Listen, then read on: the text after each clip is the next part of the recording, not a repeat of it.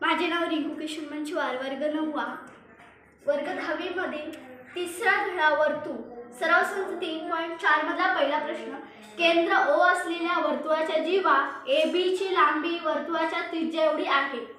तर आपला काढायचा आहे AOB, दुसरं ACB, तिसरं कंस AB आणि चौथं कंस ACB यांची मापे काढा.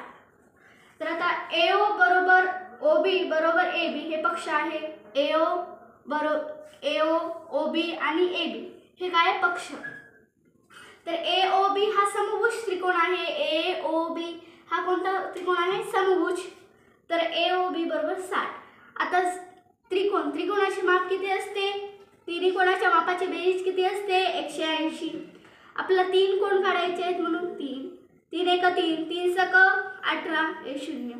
मग AOB म्हणजे एका कोणाचं माप किती निघालं आपल्याला? 60. मग त्रिकोण AOB बरोबर किती आपल्याला भेटलं? 60. तर आता आपला मग AOB बरोबर माप कंस AB, AOB बरोबर माप कंस किती? AB, कारण की कंसाच्या मापाच्या व्याख्येवरून.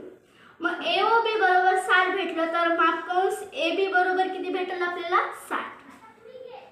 आता ACB काढायचं आहे आपल्याला. ACB बरोबर 1/2